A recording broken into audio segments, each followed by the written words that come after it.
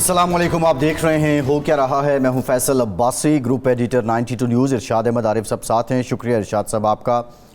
Hamas के leader Ismail Haniyeh की नमाज जनाजा तेहरान में अदा कर दी गई। ईरान के सुप्रीम लीडर आयतुल्लाह खामनाई ने नमाज जनाजा पढ़ाई। इस मौके पे लाखों की तादाद में ईरानी शहरी, बच्चे, ख़वातीन और हज़रात इस नमाज जनाजा में शरीक हुए। और साथ ही साथ कल अब दोहा में इस्माइल हनिया की तदफीन की जाएगी, क्योंकि वो कतर में ही मुकीम थे और कतर में भी उनकी नमाज जनाजा अदा की जाएगी। ये जो वाक़या हुआ, इस वाक़े से मुताल्लिक़ कुछ अब तक की जो तहक़ीक़ात हैं, जो मीडिया रिपोर्ट्स हैं, उसमें ये बात पता चली है कि इस्माइल हनिया को जिस मिसाइल के ज़रिए टारगेट किया गया वो करीब ही था और करीब से उनको निशाना बनाया गया। और साथ ही साथ जो अमरीकी मीडिया है, अमरीकी अखबार ने यह दावा किया है कि ईरान के सुप्रीम लीडर ने ये हुक्म जारी कर दिया है कि अब पे बराह रास्त हमला किया जाए। अगर ये हकीकत है, ये हमला होता है तो हालात किस तरफ जाएंगे। साथ ही साथ ये भी दावा कर रही है कि मोहम्मद ज़ैफ़ और फवाद शुक्र जो हैं, जो हमास के एक कमांडर हैं, एक सरबराह हैं और दूसरे कमांडर हैं, उनको भी शहीद कर दिया गया है। अब इसमें कितनी सदाकत है, बहरहाल इसकी कंफर्मेशन अभी तक नहीं हो सकी है। हालात किस तरफ जाएंगे, इस पर कुछ मुफस्सल गुफ्तगू करेंगे। दूसरी जानिब जो पाकिस्तान के अंदर मामलात हैं, इलेक्शन एक्ट को लेके ख़ासी इस वक्त तनकीद हो रही है, अपोजिशन की जमातें कर रही हैं। हुकूमत जो है वो इस पर अब कानून साजी के लिए बिल्कुल सर जोड़ के बैठी है। अपने जो मराहिल हैं उनको तय किया जा रहा है। पाकिस्तान में ये सिलसिला किस तरफ जाएगा और हालात किस तरफ होंगे, इन तमाम मामलात पे आज के प्रोग्राम में हम बात करेंगे। इरशाद साहब, सबसे पहले जो ये रिपोर्ट हो रहा है, अमरीकी मीडिया रिपोर्ट कर रहा है कि सुप्रीम लीडर जो ईरान के हैं आयतुल्लाह खामनाई साहब, उन्होंने हुक्म दे दिया है कि बराह रास्त इसराइल पे हमला किया जाए। सलामती काउंसिल में भी आज ये मामला उठा है। ईरानी सफ़ीर ने तो जो इसराइल है उस पर पाबंदी का भी मुतालबा किया है। रूस ने, चीन ने मज़म्मत की है शदीद अल्फाज में, अलजायर ने भी मज़म्मत की है। बहरहाल सवाल ये है कि अगर ऐसा होता है तो फिर क्या हालात काबू में रहेंगे? देखें अब्बास साहब, ईरान के लिए एक बड़ा इम्तिहान है, बड़ी आजमाइश है। पहले उसके अपने लीडर जो हैं, मतलब कासिम सुलेमानी के साथ जो हुआ, उसके बाद दमिश्क में सफारत खाने पर हमला हुआ, वहाँ भी इनके लोग मारे गए। अब एक मेहमान जो साबिक सदर ईरानी है, उनकी मौत पे भी बहुत से सवालात उठे, लेकिन उसका भी सामने कोई चीज़ नहीं आ सकी। लेकिन ये है कि एक मेहमान को मदऊ किया जाता है प्रेसिडेंशियल जो सेरेमनी है उसमें, और उसको निशाना बना दिया जाता है तेहरान में, दारुल हुकूमत में। तो जिस तरह ईरान के सदर ने कहा है कि ये हमारी इज़्ज़त और वक़ार का मसला भी है और सलामती का मसला भी है। तो ईरान पर दबाव तो बहुत है, अपने अवाम की तरफ से, ज़ाहिर फ़लस्तीनी अवाम की तरफ से, अरब अवाम की तरफ से, लीडरशिप की तरफ से ये दबाव कि जी हमें बदला लेना चाहिए, और साथ ही साथ ये दबाव कि जी अगर हम ये ठंडे पेटों बर्दाश्त कर लेते हैं तो ये सिक्योरिटी कंप्रोमाइज़ होगा एक लिहाज से, कि कल को कोई भी सरबराह हुकूमत का कोई डेलीगेशन आते हुए झिझक महसूस करेगा कि पता नहीं हालात वहाँ क्या हैं। तो ये तो है, लेकिन अगर जवाबी हमला होता है उस तरह का जिस तरह पहले हुआ था दमिश्क के वाक़े के बाद, तो वो तो खैर कोई ज़्यादा नहीं होगा। लेकिन उससे बड़ा हमला अगर होता है, जिसकी न्यूयॉर्क टाइम जो है वो बात कर रहा है, अगर हैफ़ा पर होता है, तल अबीब पर होता है, तो ज़ाहिर है फिर तो ये जंग का दायरा वसी होगा और ये ख़ित्ते के, पूरे ख़ित्ते के हालात ख़राब होंगे, जिसका एहसास सिक्योरिटी काउंसिल भी करना चाहिए, लेकिन सबसे ज़्यादा अमेरिका को करना चाहिए। लेकिन अमेरिका का तो ये मामला है कि अभी मैं देख रहा था ख़बर कि अमेरिका ने अपना एक बहरी बेड़ा भेजा है इस इलाके में, जिसका मतलब साफ ज़ाहिर है कि ईरान को डराना धमकाना है और इसराइल की हिफाजत करना है। तो ये तो ज़ाहिर है जंग बढ़ाने वाली बात है, कम करने वाली बात है। ये बड़ी इंपॉर्टेंट बात आपने की है। अक़वाम मुत्तहिदा इस पे करारदादें पास कर चुकी है, जंगबंदी की बात हो चुकी है, मुज़ाकरात भी चल रहे हैं, लेकिन अब तक 40,000 लोग शहीद हो चुके हैं गज़ा में। अब अगर जवाबी ठोस कार्रवाई नहीं होती तो फिर ये जंग बंदी कैसे होगी, ये भी एक सवाल तो ज़रूर है।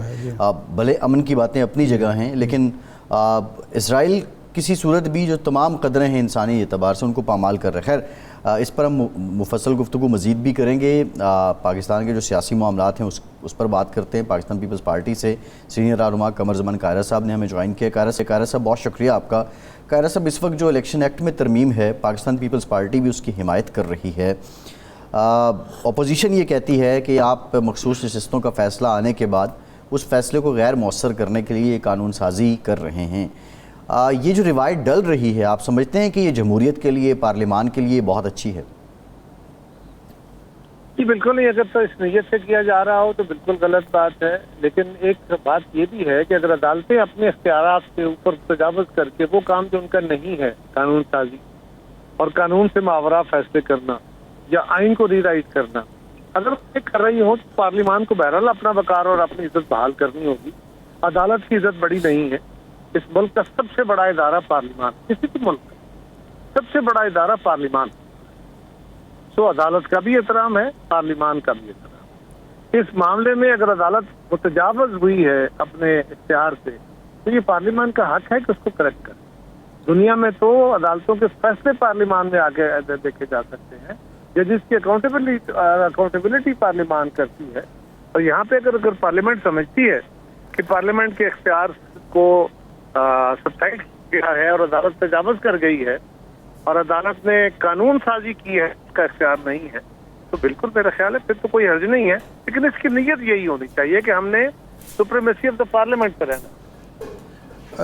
قاہرہ صاحب, سپریم جو پارلیمنٹ ہے وہ بھی ایک آئینی ادارہ ہے اور عدالت بھی ایک آئینی ادارہ ہے. یہاں تو ہم ٹیکانومی آف پاورز کا اصول چلتا ہے. نہیں لیکن ایک بات میں معذرت چاہتا ہوں, بات روک رہا ہوں. ایک بات یاد رکھیے جی کہ دونوں آئینی ادارے ہیں. جی پارلیمان سپریم کورٹ کو جنم دیتی ہے. جی پارلیمان سپریم کورٹ کی حیثیت بدل سکتی ہے. پارلیمان سپریم کورٹ کے ججز کی تعداد 1 کر سکتی ہے, 101 کر سکتی ہے. جی پارلیمان سپریم کورٹ کے اوپر ایک نئی عدالت یعنی کوئی کانسٹیٹیوشنل کورٹ میں, یہ سارے اختیارات پارلیمان کے ہیں. جی عدالت پارلیمان کے بارے میں ایک لفظ کی لیجسلیشن نہیں کر سکتی. جی تو یہ جو سپریمیسی ہے, جی ٹرائکاٹمی آف پاور ایک اور چیز ہے. جی لیکن قانون سازی, اس ملک کے اداروں کا رول تعین کرنا, اس ملک میں حکومت کے فیصلے کرنا, یہ صرف اور صرف پارلیمنٹ کا اختیار ہے. یہ عدالت کا اختیار نہیں ہے اور دونوں برابر نہیں ہیں. کہا یہ جاتا ہے قاہرہ صاحب, آپ مجھ سے بہتر جانتے ہیں کہ جس ملک میں ریٹن کانسٹیٹیوشن ہو, سپریم کانسٹیٹیوشن ہوتا ہے اور باقی ادارے اس کے تابع ہوتے ہیں, اور عدالتیں بھی کانسٹیٹیوشن کی پیداوار ہیں, پارلیمنٹ کی پیداوار نہیں. خیر یہ ایک دوسری بحث ہے. سوال یہ ہے کہ ایک ہے آئندہ کے لیے قانون سازی کرنا تاکہ عدالت آپ کے دائرہ کار میں تجاوز نہ کر سکے, داخل نہ ہو سکے, لیکن ایک فیصلے کو سادہ قانون سازی کے لیے غیر مؤثر کرنا, یہ ایک روایت اگر پڑ گئی تو پھر ہر دفعہ ایسا ہوگا کہ جس کی بھی اکثریت ہوگی وہ کسی بھی عدالتی فیصلے کو غیر مؤثر کر دے گی. ارشاد عارف صاحب, روایتیں اچھی ڈالنی چاہیے پارلیمان کو بھی اور عدالت کو بھی. جی عدالت بھی اپنے اختیار سے بہت متجاوز ہو چکی ہے. جی ہمارے ملک کا تو عذاب ہی یہ ہو گیا جی کہ کچھ اختیار عدالت اپنے پاس کھینچ کے لے گئی ہے اور وہ بھی ایگزیکٹو اتھارٹی انجوائے کرنا چاہتے ہیں. جی وہ بھی بلا کے ساری بیوروکریسی کو اور سیاستدانوں کو وہ بھی کھڑا کر دیتے ہیں اور اختیار کہ میں تمہیں ابھی میں تمہیں نوٹس دیتا ہوں اور ابھی تیرے خلاف پروسیڈنگ کرتا ہوں, کیونکہ رول میں نہیں ہے. یہ بات بھی درست ہے کہ عدالت کا احترام ہونا چاہیے اور عدالت کے فیصلوں کو کسی قانون سے سیٹ اسائڈ کرنے کی روایت نہیں ہونی چاہیے. لیکن اگر عدالت ضد بازی میں اپنے اختیار سے تجاوز کرتی ہے اور ایک واضح قانون کی موجودگی کے باوجود اس سے ماورا فیصلہ دیتی ہے تو کیا فیصلہ ماننا چاہیے. اور تیسری بات یہ بھی ہے کہ جو دنیا میں ایک آئین کا آپ نے فرمایا, اس آئین کو جو لکھا ہوا ہے اس کے مطابق چلنا ہے پارلیمان نے بھی, سارے اداروں نے. لیکن اس آئین کو امینڈ کرنے کا, ترمیم کرنے کا, اس کو بدل کے نیا آئین بنانے کا اختیار صرف پارلیمان کے پاس ہے. عدالت اس کا فل سٹاپ بھی نہیں بدل سکتی. تو میں نے بار بار کہا نا کہ عدالت کا احترام اپنی جگہ, لیکن عدالت پارلیمنٹ کے برابر نہیں ہے.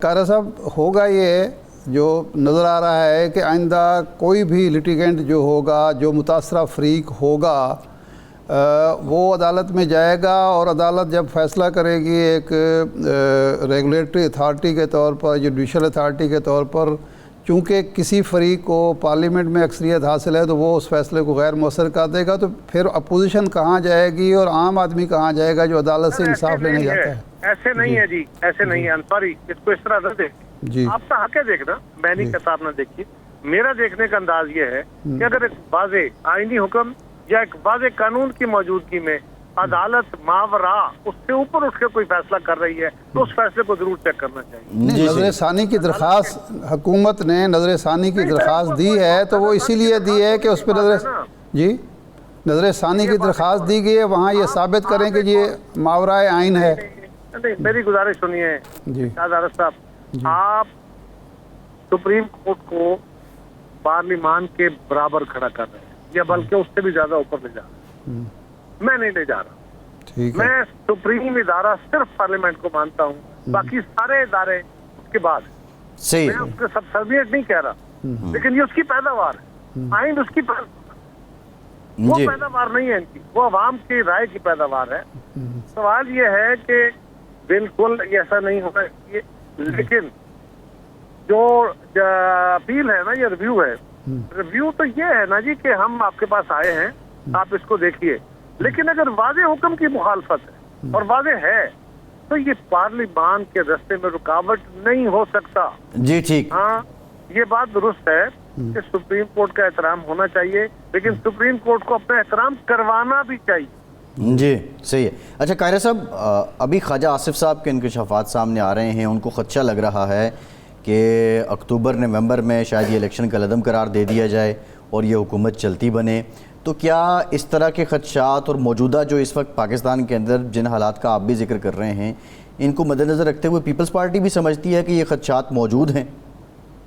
پیپلز پارٹی تو جی کسی فورم پہ بیٹھ کے اس کا فیصلہ کر سکتی ہے، کسی فورم پہ بیٹھ کے اس کا فیصلہ کر سکتی ہے، میں تو پیپلز پارٹی کے رائے کا اکیلے فیصلہ نہیں دے سکتا، لیکن ملک کے اندر کھینچا تانی کا ایک عمل تو بڑے طویل عرصے سے جاری ہے، جو بڑا افسوسناک ہے، تکلیف دہ ہے، اور اس کو بہتری نہیں ہونی، اور اس سے خرابی بڑھ رہی ہے، لیکن میں یہ کہوں کہ جی میرے پاس کوئی انفارمیشن ہے، خواجہ صاحب نے اگر بات کی، تجربہ کار بندے ہیں تو وہ چیزوں کو اس طرح دیکھ رہے ہوں گے جس طرح موڈ ہے اس وقت اداروں کا، تو میرا خیال ایسا کر نہیں۔ قاضی صاحب پوزیشن یہ سمجھتی ہے کہ اس کے مینڈیٹ پر ڈاکہ ڈالا گیا، فارم 47 کی حکومت بنائے گی، اب اس نے اچانک پی ٹی آئی میں نئے انتخابات کا مطالبہ کر دیا۔ ایک تو طریقہ وہی تھا جو چل رہے تھے کہ جی وہ ٹریبونلز میں جائیں، اس میں بھی خاصی رکاوٹیں ہیں، تو یہ جو موجودہ ایک بحرانی کیفیت ہے یا عدم استحکام ہے، اس سے نکلنے کی ایک صورت یہ الیکشن، نئے الیکشن والی مولانا فضل الرحمان صاحب جس طرح کہتے تھے، یہ اب سمجھتے ہیں کہ قابل عمل بات ہے، یا وہی بہتر ہے کہ جی وہ چلتا رہے جس طرح سے معاملہ چل رہا ہے، چلتا ہی جائے؟ ارشاد عارف صاحب، قبل از وقت انتخاب ایک جمہوری عمل ہے، اس میں کوئی پرابلم نہیں ہے، اور اگر آپ سمجھتے ہیں کہ نظام نہیں چل رہا تو الیکشن کرائے جاتے ہیں، لیکن ایک فریق کے اس طرح جبر کی بنیاد پہ اس کی اس مخالفوں، اپنے مخالفوں کی تصدیق کر کے، توہین کر کے، بدتمیزی کر کے اور اپنی رائے مسلط کرنے کا جو رواج ہو گیا ہے، وہ نہ صرف سیاستدانوں میں ہوا ہے، تو وہ اس وقت علماء میں ہو گیا ہے، مذہبی جماعتوں میں، وہ وکلاء میں ہو گیا ہے، وہ صحافیوں میں ہو گیا ہے، یہ وہ ہماری اداروں میں ہو گیا ہے۔ یہ بہت خطرناک ہے، اس کو سب کو چیک کرنے کی ضرورت ہے۔ بالکل عدالت کو بھی چاہیے کہ وہ اپنے آپ کو قابو میں رکھے، اپنے دائرہ کار میں رہے، سیاستدانوں کو بھی اپنے دائرہ کار میں رہنا چاہیے۔ پیپلز پارٹی یہ سمجھتی ہے کہ ہمیں اپنے الیکشن کو اپنے وقت پہ کرنا چاہیے۔ پی ٹی آئی کا یہ مطالبہ کہ ہم الیکشن کمیشن کو بھی نہیں مانتے، پی ٹی آئی کا یہ مطالبہ کہ ہم ٹریبیونل کو بھی نہیں مانتے، کیونکہ وہاں پہ ٹریبیونل کے جج وہ ہوں جو ہم کہتے ہیں، اور کیونکہ اس سے پہلے کوئی ریٹائرڈ جج تو کبھی لگا ہی نہیں نا جی ٹریبیونل میں، حالانکہ ہمیشہ لگے رہے ہیں۔ پی ٹی آئی جو ہے وہ سپریم کورٹ کے اندر گئی ہوئی ہے، پھر بھی کہتی ہے نہیں، تو پی ٹی آئی ہی واحد ملک کی جماعت ہے جس کے سارے نخرے برداشت کرنے ہیں، جس کی ڈکٹیشن پہ اس ملک کے فیصلے ہونے ہیں، انہوں نے بھی کہیں بیٹھنا ہے۔ اس میں دو طریقے ہیں، ایک اس کا آئینی ریمیڈی ہے، لیگل ریمیڈی ہے، اور دوسری ریمیڈی پولیٹیکل ہے۔ پولیٹیکل پارٹیز کے ساتھ وہ بیٹھنے کو تیار نہیں ہے، وہ وہاں بات کرنے کو تیار نہیں ہے۔ ارشاد عارف صاحب، کیا ہمیں 2018 کے انتخاب پہ اعتراض نہیں تھا؟ آپ کو نہیں تھا؟ سارے پاکستان کو نہیں تھا؟ ہم لوگ بیٹھے تھے کہ نہیں؟ عمران خان صاحب کی حکومت بنوائی گئی تھی، آپ کو بھی پتا ہے، مجھے بھی پتا ہے، کیسے چلائی گئی مجھے بھی پتا ہے، آپ کو بھی پتا ہے۔ تو وہ کوئی دودھ نہائے ہیں کہ وہ کہیں جی بس ہم بھی سچے ہیں، ہم بھی اچھے ہیں؟ نہیں تو قاہرہ صاحب اس وقت بھی مسلم لیگ نون، مولانا فضل الرحمان، باقی جماعتیں نئے الیکشن کا مطالبہ کرتی تھیں، اس وقت بھی کی جاتی تھی، لانگ مارچ بھی ہوتے تھے۔ جی، مطالبے کرنے میں کیا رہے، کرتے رہے جی، لیکن وہ مطالبہ جائز بھی نہیں ہے اور پورا بھی نہیں۔ نہیں، لیکن اپوزیشن کے لیے راستہ کون سا ہے؟ عدالت میں وہ جائیں، عدالت سے فیصلہ ہو، وہ نہیں ماننا، وہ ٹریبونل بن جائیں، ٹریبونل کو کام نہیں کرنے دینا۔ 6 مہینے میں انہوں نے فیصلہ کرنا تھا، 6 مہینے میں ٹریبونل روکا ہو۔ سر قانون سازی کر کے آپ چاہتے ہیں جو حاضر سروس جج ہیں وہ فیصلے نہ کریں، انہیں حکومت چاہتی ہے، آپ نہیں، حکومت چاہتی ہے کہ ہماری مرضی کے ریٹائر جج لگیں گے تبھی فیصلے ہو پائیں گے۔ 6 مہینے میں فیصلے ہونے تھے۔ بات نہیں ہے جی، یہ مناسب بات نہیں ہے جی، کیسے نہیں؟ حکومت یہ نہیں چاہتی جی۔ گزارش یہ ہے، کیا اس ملک کے اندر پہلے ٹریبونل کے اندر ریٹائرڈ ججز کس نے تبدیل کیے تھے؟ اسی حکومت نے، پی ڈی ایم کی حکومت نے وہ تبدیل کیا تھا نا۔ غرض نہیں ہے، میں نے عرض کیا کہ کیا اس سے پہلے الیکشن کے فیصلے ریٹائرڈ ججز کرتے تھے کہ نہیں؟ نہیں، حاضر سروس ججز کریں تو کیا نقصان ہے؟ سر میں نقصان نفع کی بات ہی نہیں کر رہا، میں اس سے آتا ہوں، پہلے ذرا اس بات کو تو پہلے کر لینا۔ جی جی، کیا ماضی میں ریٹائرڈ ججز ٹریبونلز میں ہوتے تھے کہ نہیں؟ ہوتے تھے۔ آج بھی اس کا قانون موجود ہے کہ نہیں؟ موجود ہے، ان کو تحفظ ہے۔ اوکے، ریٹائرڈ ججز کس نے لگانے ہیں؟ الیکشن کمیشن نے، حکومت تو نہیں لگانے نا۔ ٹریبونل کے فیصلے تو الیکشن کمیشن نے کرنے ہیں۔ اچھا، اگر وہ ہے تو آپ عدالت کو کہہ دیجیے کہ لسٹ ہم دے دیتے ہیں، یہ ریٹائرڈ ججز کی لسٹ ہے، یہ حاضر سروس کی لسٹ ہے۔ اب جج بھی اگر کہیں کہ جی ہم ہماری مرضی ہم حاضر سروس کی لگائیں گے، تو پھر ضد ہے تو ضد ہے، وہ بھی ضد کر لیں گے۔ گزارش کیا ہے کہ پی ٹی آئی کے لیے اس ملک کا قانون ری رائٹ نہیں کرنا، نئی ٹریڈیشن نہیں بنانی، اور یہ کوئی اچھی ٹریڈیشن والے نہیں ہیں۔ ہاں، ریٹائرڈ ججز بھی ہو سکتے ہیں، ریٹائرڈ ججز اچھی شہرت والے، وہ قانون موجود ہے، ماضی میں ہوتے رہے ہیں، ان کے لیے ایک نیا قانون نہیں بننا چاہیے، بالکل نہیں۔ صحیح ہے۔ اچھا قاہرہ صاحب، ابھی آپ نے ذکر کیا کہ 2018 میں جو عمران خان کی حکومت بنائی گئی وہ بھی آپ سمجھتے تھے کہ وہ دھاندلی کی پیداوار ہے اور وہ مینج ہوئی۔ خواجہ آصف صاحب نے انکشاف کیا ہے کہ 2019 میں ہی جنرل فیض نے کہہ دیا تھا کہ آپ آ کے حکومت سنبھال لیں، اپریل 2019 میں۔ تو اتنے شارٹ سپین میں اگر یہ حکومت بنائی گئی تھی تو کیوں دل اچاٹ ہو گیا تھا، یا وہ کیا وجہ ہو سکتی ہے؟ اور خواجہ صاحب کے بیان کو آپ کس حد تک ویٹیج دیتے ہیں؟ میں تو اس بیان کا پریوی نہیں ہوں، یہ خواجہ صاحب کے پاس اس کا کوئی ثبوت ہوگا، اس کے اوپر کمنٹ وہی کر سکتے ہیں۔ مجھے اس کوئی علم نہیں ہے، میرے علم میں ایسی کوئی بات بھی نہیں ہے، نہ میری جماعت کے اندر کبھی کسی ڈسکشن میں یہ بات آئی ہے۔ خواجہ صاحب کے علم میں کوئی بات ہوگی، ان کے ساتھ شاید، ان کی جماعت کے ساتھ شاید کوئی بات ہوئی، ہمیں نہیں۔ آپ کی پارٹی کسی سطح پر آن بورڈ نہیں تھی، کیونکہ مولانا فضل الرحمان بھی کہتے تھے کہ جی مجھے یقین دہانی کرائی گئی تھی جی مارچ 20 میں ہر صورت حکومت تبدیل کر دی جائے گی، تو پیپلز پارٹی آن بورڈ نہیں تھی اس ایشو پر۔ میں نے کیا، میرے علم میں نہیں۔ اچھا، آپ کے علم میں صحیح۔ اچھا، جماعت اسلامی دھرنا دے رہی ہے، اب انہوں نے کہا کہ حکومت ہماری باتوں کو سنجیدہ نہیں لے رہی، ہم اس دھرنے کو مہنگائی مکاؤ سے حکومت ہٹاؤ کی طرف بھی لے کر جا سکتے ہیں۔ قاہرہ صاحب، آپ پیپلز پارٹی کا بڑا وسیع تجربہ ہے، جب آپ حکومت میں رہے اور آپ نے ان دھرنوں کو اور احتجاج کو مینج کیا بڑے خوش اسلوبی کے ساتھ، 7 روز ہو گئے ہیں، کیا وجہ ہے؟ وزراء جاتے بھی ہیں، 2 دور بھی ہو چکے ہیں، لیکن ابھی تک نہ مطالبات مانے گئے اور نہ کوئی نتیجہ نکلا۔ دیکھیے، گزارش یہ ہے کہ ہمارے دور میں جو مطالبات ہوتے تھے، ڈاکٹر طاہر القادری صاحب کا دھرنا تھا یا باقی لوگوں کے دھرنے تھے، ہمارے ساتھ مختلف لوگ، کسانوں کے، مزدوروں کے، باقی تنخواہ دار ملازمین کے، ہم ان کے احتجاج کو بالکل وزن دیتے تھے، ان کے ساتھ جا کے بیٹھتے تھے، بات کرتے تھے، وہی بہترین طریقہ ہے۔ تیسری بات یہ بھی ہے کہ اس وقت جو بجٹ بنا ہے، اس کی جو پریفرنسز آئی ہیں وہ تو عالمی اداروں کی طرف سے ہیں، اور جو یہ ہے کہ جی آپ کے آلریڈی کیے ہوئے معاہدے جو ہیں آپ آئی پی پیز کے ساتھ وہ ختم کریں، اور بجلی کے سستی کرے، تیل سستا کرے، بڑے اچھے مطالبے ہیں، بڑے اعلیٰ ہیں، میں بھی مطالبوں میں شامل ہو جاتا ہوں۔ سوال یہ ہے کہ کیا حکومت کر سکتی ہے؟ اس کے پاس یہ سپیس موجود ہے؟ اگر سپیس نہیں ہے، مثلا فرض کریں تیل گیس بجلی سستی کرنی ہے، کھانے پینے کی اشیاء سستی کرنی ہے، ٹیکس کم کرنے ہیں، تو حکومت کو کوئی 1000 ارب روپیہ اور چاہیے، تو وہ کہاں سے آئے گا؟ پہلے نہیں ہے۔ ارشاد صاحب ٹائم ختم ہو گیا ہے، بہت آپ کا آج کے پروگرام سے اتنے ہی اجازت دیجیے۔